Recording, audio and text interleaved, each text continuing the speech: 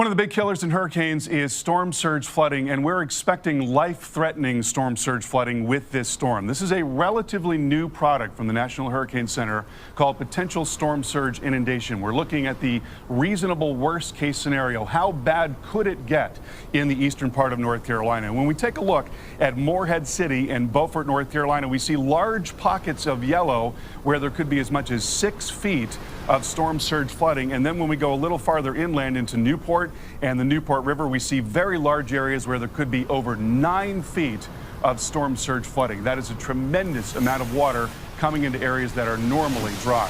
So what does that look like when you're actually on the ground? Well, consider as this is happening, it's being driven by the wind. So, of course, there's a tremendous amount of wind. This is not still water. This is water that is moving. It's got a lot of flow. It's got a lot of power.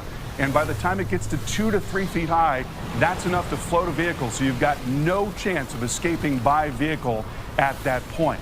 We bring it up to 6 feet, and we're looking for large areas where there's going to be storm surge flooding of 6 feet in eastern parts of North Carolina. When it gets to that level, it is life-threatening. You've got no chance of being able to survive that if you're out in that level of flooding. Your pets have no chance of being able to survive that. And then we bring it up to 9 feet high. Take a look at this.